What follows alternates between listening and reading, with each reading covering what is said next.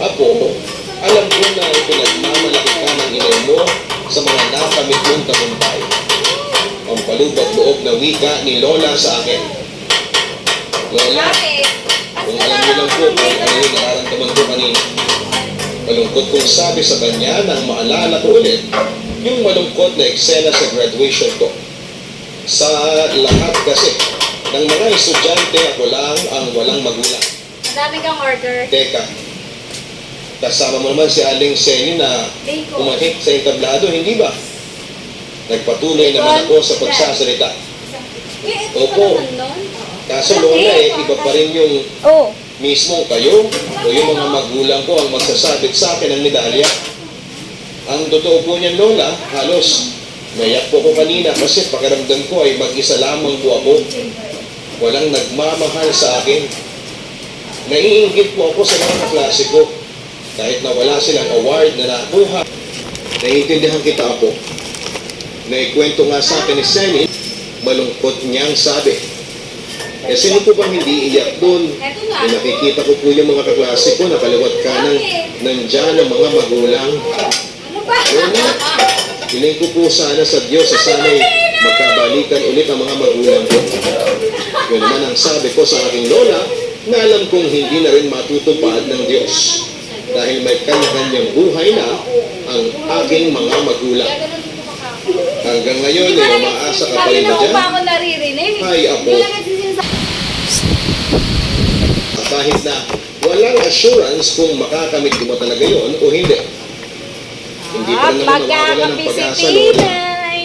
Nakalimutan ko. Hatiya po ako. Sa amin ni Chico. Ako na magtitimpla para sa'yo. Buhol-buhol ang mga unod ko. At inamin ko naman sa kanya na nagpangtang akong magpakamatay. Hindi sagot ang pagpapakamatay ako. Nagsisimula ka pa lang sa buhay mo at maliit pa lang yung pinagdaraanan mo.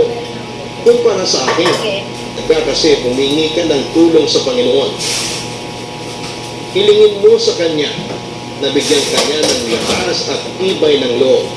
Alalang wika ni Lola sa akin. Okay na to.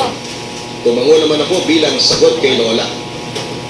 Jenny, ako, alam ko ang nararamdaman mo pero huwag mong isipin na nag-iisa ka. Nandito ako, kami ng kapatid mo. Handa kaming tumulong namin, Jenny. Papatulog, iyon ang isa sa mga hindi ko makakalimutan ng sakit na naramdaman ko ang tumanggit sa entablado ng... Eto ba, Tinay? Para magsabi sa'yo ng binadya. Dahil doon ay wala akong ginawa. My God, napakalaki. Hala. May pagkakataon na nagtaka akong magpakamatay. Pero napag-isip-isip ko rin na imbes na sirain ko ang buhay ko, ay paano ako mula sa bigating nararanasan ko. At yun nga ang ginawa ko. Inabalan ko ang lahat ng pagsubok na dumating sa akin. Ilang taon nang lumipas, nakasurvive din ako sa masalimuot na buhay ko noong bata pa ako. Kapatutog simula ng umalis sa aking mga Sorry na, hayaan mo na. Love naman kita. hahanapin ko siya. May apat na taon nang lumipas, hahanapin ko. Palitan mo na lang para sure. Gusto mo? Eh, yun nga lang, matagal. Order ko. Hindi ko naman kayo mahanap kasi matanda na. Ano ba yun? Madalas akong magkasakit. Hindi ko nga masabi ko ano. May tinatang ko sana ako.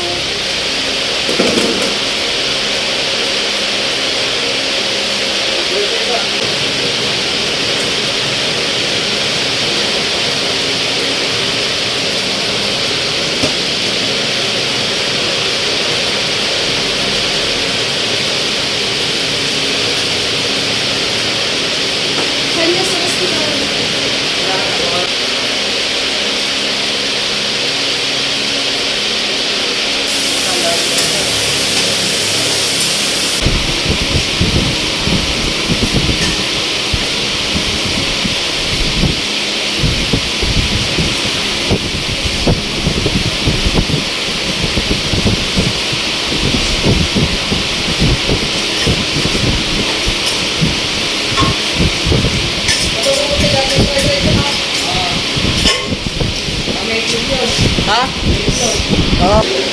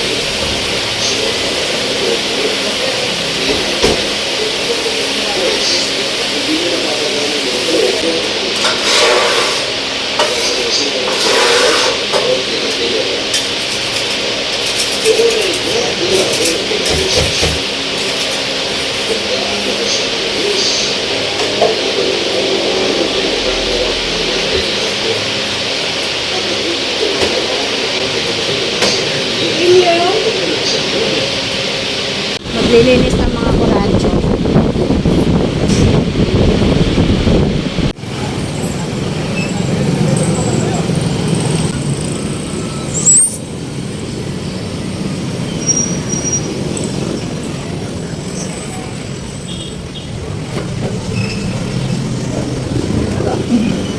Ulaga.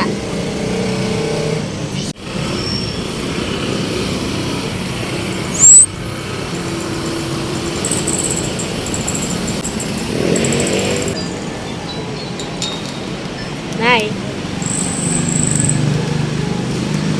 Model ng pizza. Ngina. Ibig po yun siya. Ay, maganda nga kayo. Ayan. Natibag na. Natibag na.